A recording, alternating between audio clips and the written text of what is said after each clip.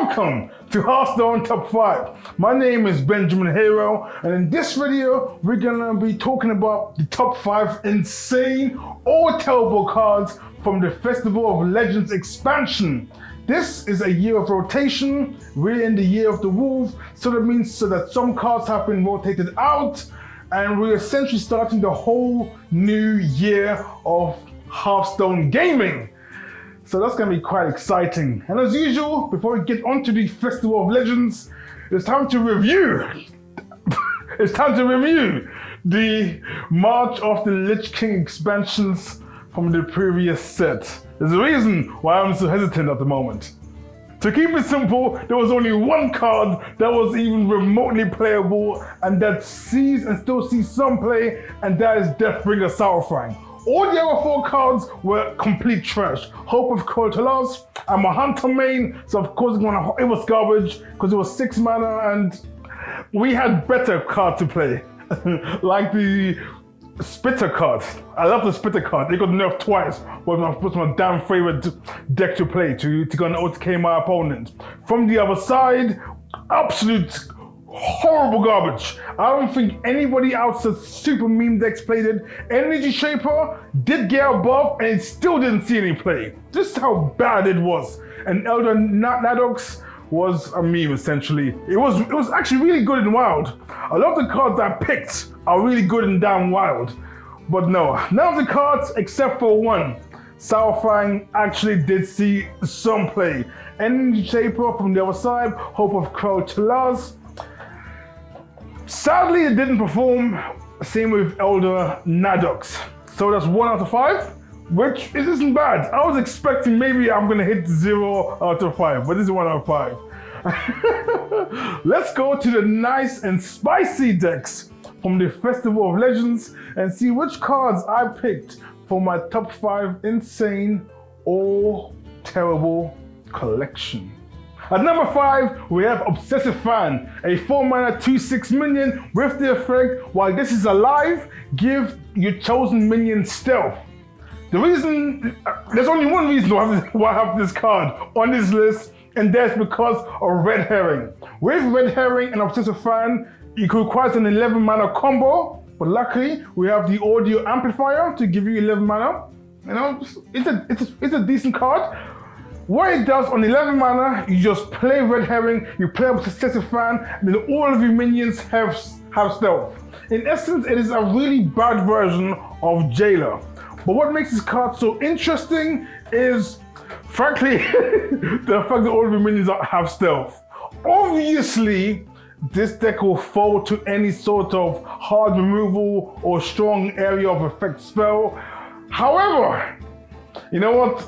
The more I say it, the more I think, man, God, it requires some stupid mini-set expansion to make this card viable. But this is why we have the top 5 insane or terrible card list. I just like the idea of trying to pull off this combo where all the minions have permanent stealth.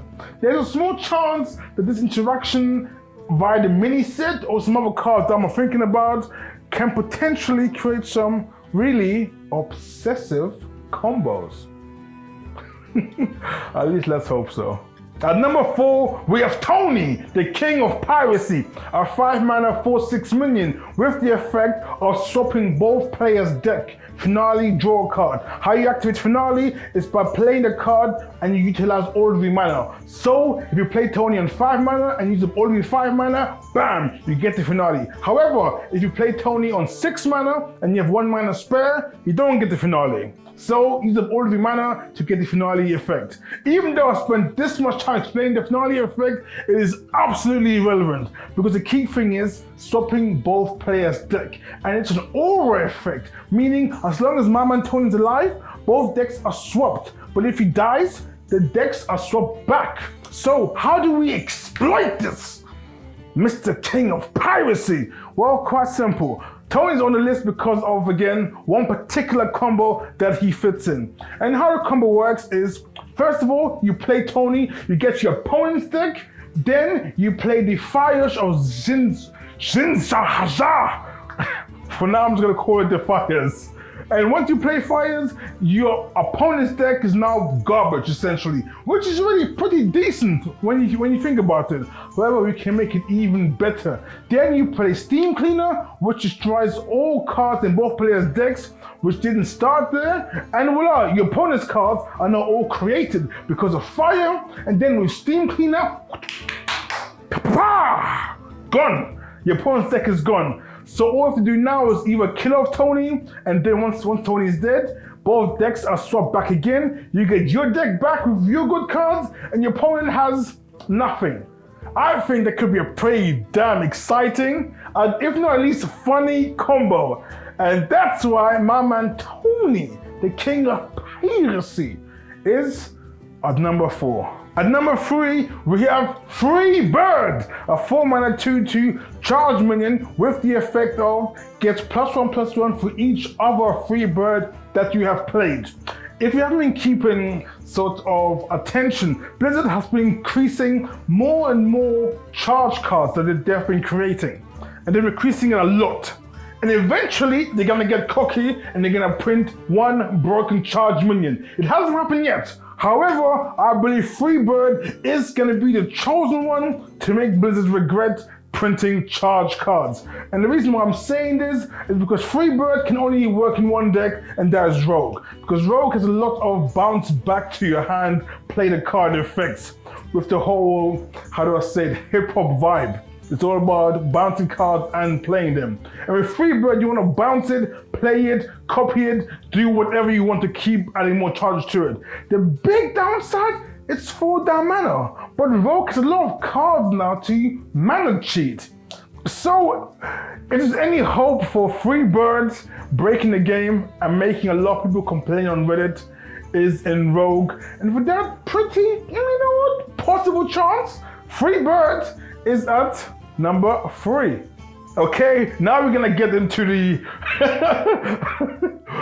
please miniset make these cards work category. At number 2, we have Banjosaur, a 10 mana, by the way, 10 mana hunter minion, which is a 10 mana 5/6 hunter minion, which with these following effects. It's a rush minion, and whenever Banjosaur attacks, you draw a beast and gain its stats. So that means, let's say you play it on 10 mana and then you attack it and you get King Crush. You're gonna get a 13, 14 minion, which is still garbage because the next turn is gonna get destroyed. The big copium of how you meant to make Banjosaur work is with the 2 new big hunter support cards of Stranglethorn Heart and Big Dreams. Big Dreams is very apt for the idea of trying to make Banjosaur work. To be blunt, these 2 cards are not enough to make this abomination of a card work. The only way it will work is, this is what I'm betting on. One of 2 things will either happen. 1, Banjosaur gets buffed to be an 8 mana minion and then becomes slightly more playable, or we're gonna get 2 new big hunter support cards in the mini set to make Banjosaur more playable. Even if with the current cards of the Sabers to try to cheat it out. Banjosaur, it doesn't do face damage, to be blunt. Just drawing 1 card isn't really good enough. However, because of the hoping for it to either get buffed or the mini set to create 2 new support cards, is why Banjosaur is at number 2. At number 1, we have Verse Rift, Chorus Rift, and Bridge Rift. Yes, 3 cards. I'm talking with the whole Rift package. Individually, all of these cards are absolute garbage. Let's be honest. We have better cards that already do these effects, but better. However, the whole idea of the Rift package is, once you play 1 Rift, you get the previous Rift, so it's almost getting a 2-for-1 deal after you play the first one, which gives you nothing. That isn't good enough in modern Hearthstone for it to see any viable play. And people have been memeing these cards to death.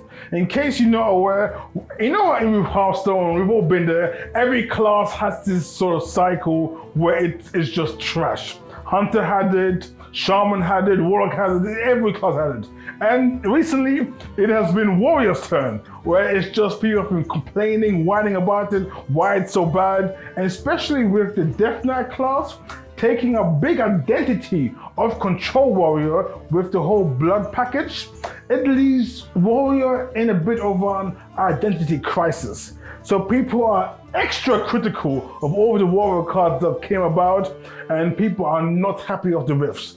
See, because I have some kind of insider knowledge, at least I hope, when it comes to the Hearthstone creation scene, I believe Blizzard is smart enough to not just print those free Riff cards. In the mini set, we're gonna get a new Riff card, which is gonna be so bonkers. Maybe it's like some kind of 10 mana spell, gain 10 armor, deal 10 damage, somewhat 10 turn, I don't know. Something maybe like Ultimate Infestation. It's gonna be a new Riff card, it's gonna be so powerful, it's gonna make playing all the other Riff cards worth it, just to keep activating the more OP Riff card that's coming in the mini set. Yes, this could be Copium, but we're doing the insane or terrible list, which is pretty much all about finding the most viable piece of Copium to try to make a card viable. And riding on the hope of the mini set, or of course some buffs between the expansions, is why I believe that the Rift cards will ultimately be super insane once they come out. At least fingers crossed. Yes, and thank you for watching another insane or terrible video. I appreciate all of the hardcore, die-hard people that have still been there all the way from 2016. I love you, I know you, and bam! Let's keep going for a few more years, or at least until Hearthstone dies. Hopefully not anytime soon. But for now, adios, stay awesome, and keep on gaming!